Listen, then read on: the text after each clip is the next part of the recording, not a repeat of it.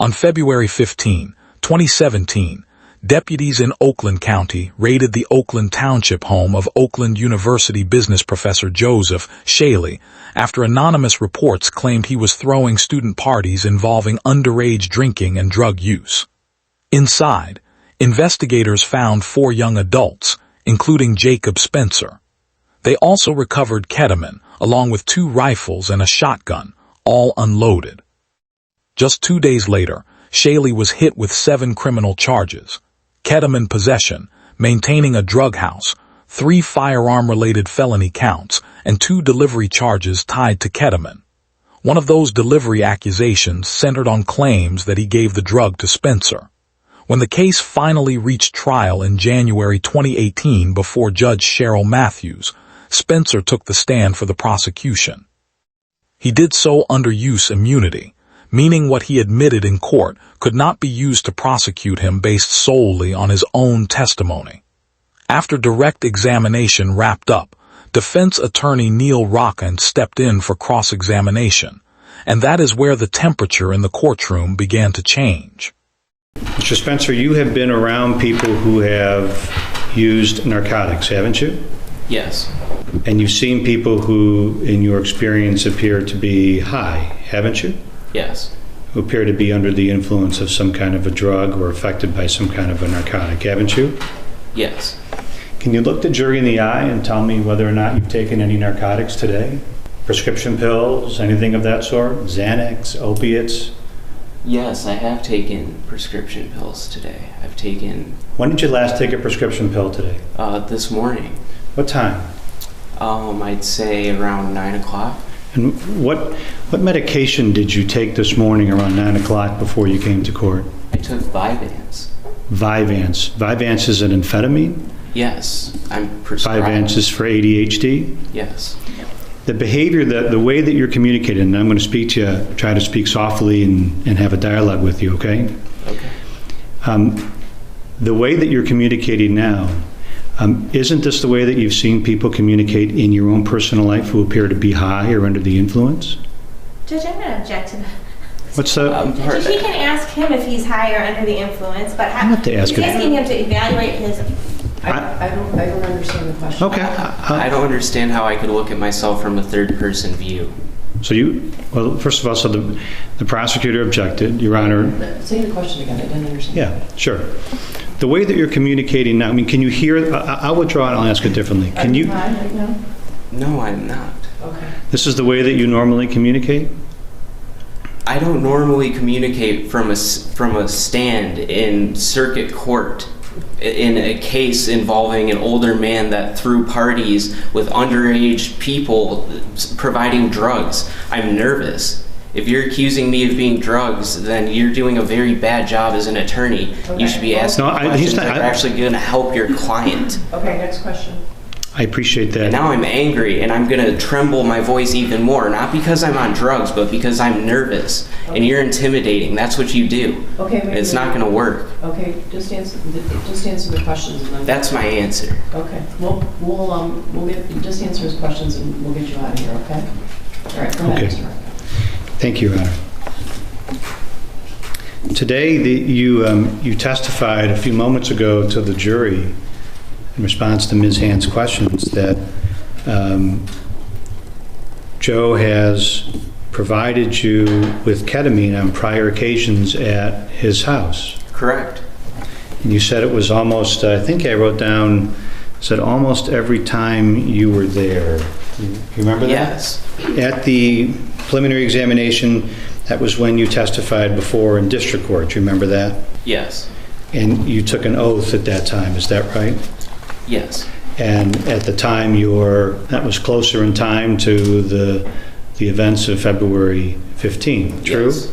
And you told that time you were asked this question, and this was your answer on page 62. Approximately how many times had you ingested ketamine that the defendant gave you at his house? Your answer, it was one time. It was that night. Wasn't that your answer under oath at the preliminary examination? Yes, it was. Today you've told the jury something different, haven't you? Yes, I have. So 2 times under oath, you've given 2 different answers. True? True. Both of those pieces of testimony can't be true, right? What just happened was more than a tense exchange. It was a deliberate attempt to crack the witness's credibility in front of the jury. Rockand zeroed in on a major contradiction. Spencer had just testified that Shaley gave him ketamine on multiple occasions, yet at the earlier preliminary examination, he had sworn it happened only once. In trial practice, that tactic is called impeachment, exposing shifts in a witness's story to make the jury question whether any version can be trusted. Under Michigan Rule of Evidence 801D-1A, a prior statement is not blocked as hearsay when 2 things are true. The witness is testifying now and can be cross-examined, and the earlier statement conflicts with the current one while having been made under oath, such as at a preliminary exam. Once those boxes are checked, the earlier sworn version becomes powerful ammunition. That is exactly why Rockand was allowed to put Spencer's old testimony in front of the jury and force him to answer for it. I know you said to only keep this yes and no, but I'd like to explain that this isn't about the amount of times that I did ketamine at Joe's house. This is about, it goes beyond that. Like I've stated multiple times, I was very inebriated every time that I was at his house. I may have even been given ketamine without knowing it. You've never told the police before in response to the question. Let me finish my question. Look. You'll get every opportunity, Mr. Spencer. I'm keeping my voice very calm. I'm going to give you every opportunity to talk as much as you'd like. But you've never before today in front of this jury made an allegation that somebody gave you ketamine without your knowledge. Isn't that true? Can you please rephrase the question? Yes. Until just now, you've never told the police or accused in a formal setting, in this case, Joe, of having given you ketamine without your knowledge, right? Correct. That's something new that you just told the jury now. Well, maybe it was something that I didn't consider when I first stated that I only did it one time. I'm sorry. I'm asking you, I'm moving on to another subject. You're here testifying in court. You understand that, correct? Mm-hmm. Yes? Yes. You've just made another allegation against Mr. Shield that he drugged you with ketamine without your knowledge. Isn't that true? That's what you just told the jury. Yes, it is. Never told that to any police officer formally, nor did you testify to that previously in this case. I may have mentioned it before. I'm not sure. There were so many times that I talked to detectives. You just told the jury a second ago that it didn't dawn on you to think about that. Now you're saying that you actually may have said something about that. Those are 2 different things, aren't they? Do you want me to go back and explain myself? No, I'm asking you a specific question, Mr. Spencer. Yes. So your testimony today includes a new allegation against Mr. Shield that you were somehow drugged without your knowledge. I'm not saying that. I'm saying that it's a possibility. I'm not saying that that specifically happened. I'm saying it's a possibility, as in there's no way anybody's ever going to be able to know that. I don't even know that myself. I'm just saying possibly, and maybe I considered that when I just said that I took ketamine multiple times at his house. Maybe I considered that it's a possibility, but there's no way I'm ever going to know if it actually happened. Wait a minute. That's what I'm implying. Under oath. I'm not alleging him of anything. Under oath, the prosecutor asked you on direct examination whether Mr. Shield, whether had provided you with ketamine prior to, at the time she went to his house. She asked you that. It was a very simple question. Do you remember it? Do you remember the question and answer a few moments ago? Yes. And you said yes. And you said, almost every time I was there. Yes. And you're saying that when you told the jury that under oath that you were thinking to yourself that maybe it was given to me without my knowledge? Is that your explanation for that testimony under oath? Yes, it is. Does that make any sense to you? That you would answer a question directly that he gave you drugs in the past, gave you ketamine in the past, but now when I'm questioning you, it's, well, maybe I was thinking of Maybe I was drugged and didn't know it. That's why I answered it that way. Is that really the explanation you want the jury to accept? I don't know how else you would want me to explain this. I would appreciate if you could move on to the next question. I'm sorry? You want me to move on to the next question? Yes.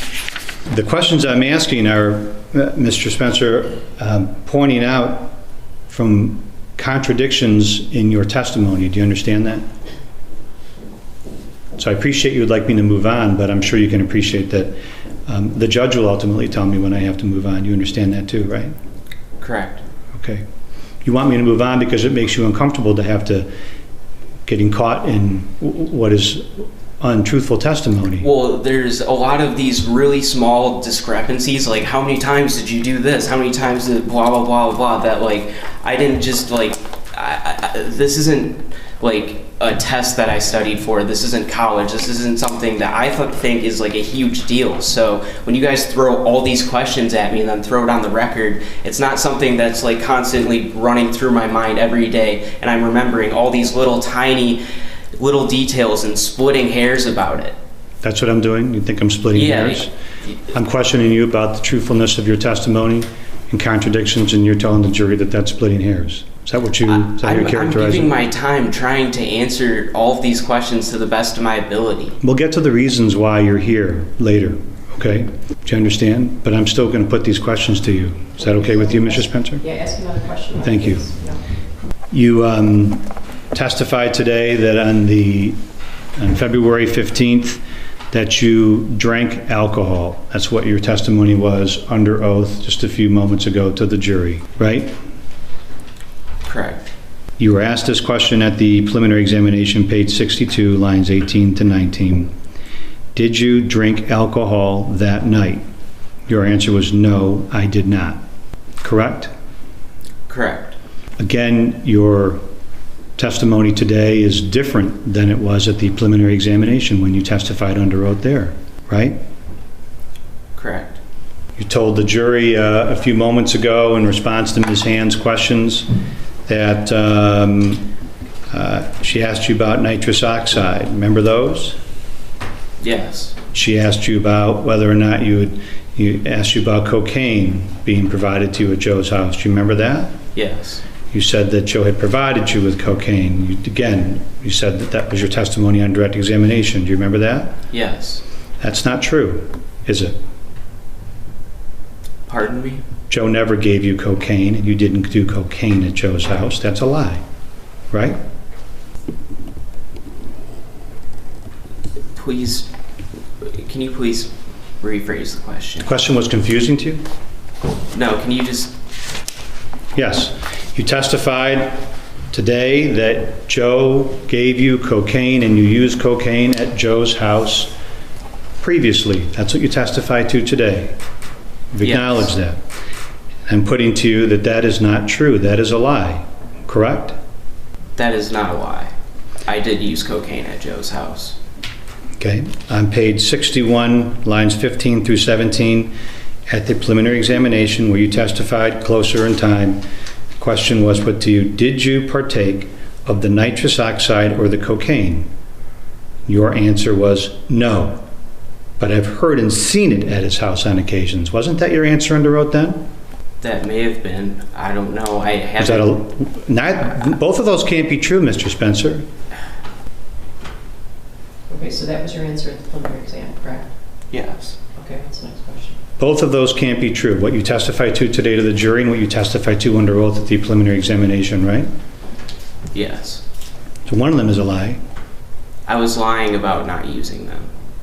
You were lying at the preliminary examination. I felt guilty because my dad was in the room. At the preliminary examination, you were under, that's just so the jury understands that. You took an oath before you testified in the preliminary examination. Is that correct? I didn't want my dad to hear that I was using cocaine. You took an oath to testify to the truth at the preliminary examination in district court, right? Correct. You raised your right hand just as you did today. Correct. You looked, there was a judge there named Judge Nancy Karniak, right? Correct. You looked her right in the eye and answered the question, no. Isn't that true? And you're testifying now is that was a deliberate, intentional lie. He said yes. Isn't that perjury? Well, he's, Yes, it is. Okay, I'll rephrase it. You recognize that when you're under oath, you face the penalty of perjury, don't you? Yes. You understand deliberately and intentionally lying under oath for any reason is perjury. Do you understand that? Yes, I do. So you concede that you committed perjury from your own perspective. By your own words, you committed perjury at the preliminary examination. Yes. By this point, Rockand had done more than expose inconsistency. He had pushed Spencer into admitting something even more damaging, that he lied under oath at the preliminary examination about using cocaine. That matters because under Michigan compiled laws section 750.423, knowingly swearing falsely under oath can amount to perjury, a felony. On the surface, Spencer's own words appeared to satisfy that definition. He acknowledged he was under oath, and he acknowledged the earlier answer was intentionally false.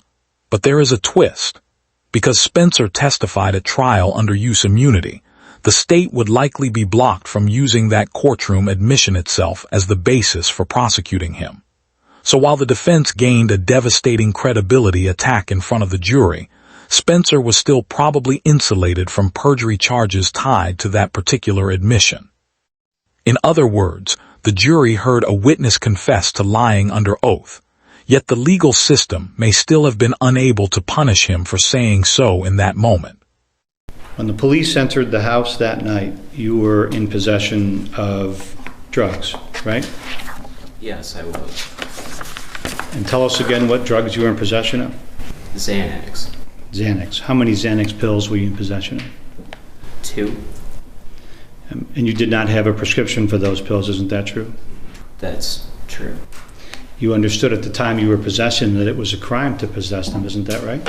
Yes, I did understand that. You understood that it was a serious crime, Yes. and you understood that it was a felony. Yes, I did understand that. So you knew that when the police entered into the house that night that you were committing a felony. Yes. You knew that you were committing multiple felonies if you count the number of pills you possessed. Isn't that true? Objection, Judge. It calls for a legal conclusion. I would draw That is it. true. Yes, I would draw it. sustained, It's fine. sustained. I would draw it. I'm asking questions very politely, Your Honor. He is asking questions. But you know that's not true. Well, I don't know. I resent that because I'm not suggesting that I know that that's not true, and I don't like to suggest. You know me. I'm not suggesting You anything. suggested to the jury that if you have two... I'm asking a question. You know what? Then I'm asking a question, and if I'm wrong about that, then I'm wrong about that, and I certainly will withdraw that. All right, So- next question. So I will withdraw that. The next dispute turned on a finer point of Michigan drug law. Rockand suggested Spencer could have been committing multiple felonies simply because he possessed 2 Xanax pills, but that framing went too far. Xanax contains alprazolam, a Schedule IV controlled substance, and under Michigan compiled laws section 333.7403, possessing it without a valid prescription is indeed a felony. But the law punishes the act of unlawful possession itself, not each individual pill as a separate offense when they are possessed at the same time. So even if Spencer had 2 pills, that would typically support 1 possession charge, not 2. That is why the prosecutor objected, and why Judge Matthews stepped in. The defense had scored several sharp hits already, but here the court made clear that this particular argument overstated what Michigan law actually allows. And when you agreed to testify at the preliminary examination, it was your belief that if you cooperated and testified that you weren't going to be charged in the case. Isn't that true? Yes, that's true. And despite whatever it is that you did, you believed at that time that you'll end up with no criminal prosecution and no criminal record. Isn't that true? That's what I was told. And who told you that? That. Ms. Hand, seated to my right and to your left. And despite whatever it is that you did, you'll end up with no criminal prosecution and no criminal record. That's what you're testifying to. That's what you just testified granted to. use immunity, I believe the term is. And you just testified a moment ago that you were told that you'd end up with no criminal prosecution and no criminal record, right? Well, no prosecution for the possession of prescription pills. So that's more than use immunity. Use immunity means, doesn't it, as far as you know, that you just get to, your words can't be used against you. But you're telling us that you actually have an understanding that you're not going to be prosecuted at all for your felonies, right?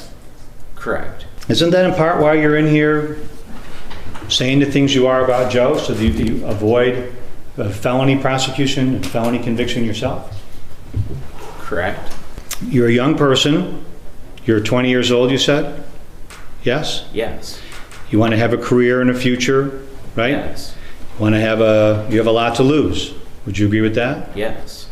And your participation or involvement in some kind of crime could interfere with that. Would you agree with that? Yes. You understood that based upon what you were being told, that if you talked about Joe, you'd be able to avoid being in trouble, right?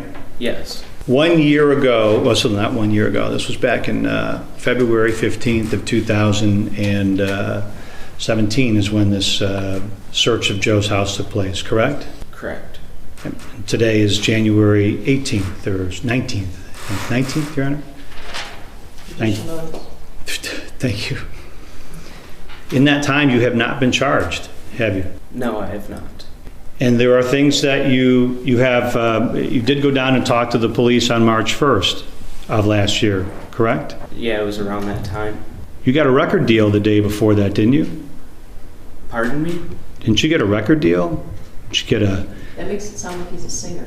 No. Well, aren't you a performer, a DJ? What does this have to do with... We'll let the jury sort that out. Are you talking about this case? Yes, I am. Yes, I don't February think this 28th of 2017, the day before you went down to the police department to talk about Joe, didn't you get a record deal? Oh, you do mean like singing? I think a DJ. Oh, I thought you meant, okay, all right. Didn't you get a record deal? Didn't you just get a contract by a company that signed you? Didn't you, something you were proud of? I'm confused as to why you're asking me this and Well, why you're let's- asking me to disclose personal information.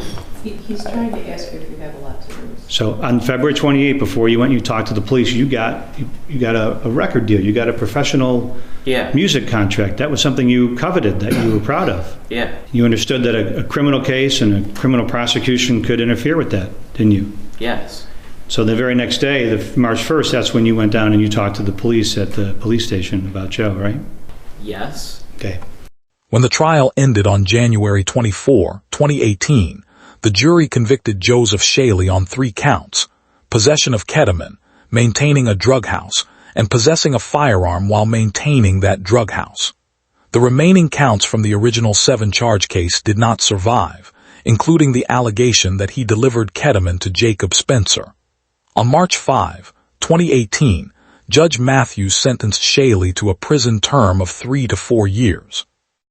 After serving that sentence, he was to be deported to Canada, the country of his citizenship. What this case reveals is how much can hinge on whether a witness appears believable once the pressure is on. Throughout cross-examination, Rockand walked the jury through a chain of contradictions. How often Spencer claimed to have received ketamine, whether he drank alcohol, whether he used cocaine, and even how truthful he had been with police about his own drug possession. The defense theme was unmistakable. This was not a witness anchored by truth, but one pulled by self-preservation. And the verdict seems to reflect that calculation.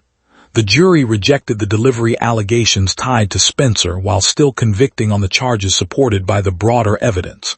In the end, the cross-examination was not flawless, but it was forceful enough to leave a lasting mark on the case. If there is another courtroom clash worth breaking down, leave it in the comments. Thanks for watching, and if this kind of legal storytelling is useful, like and subscribe for more.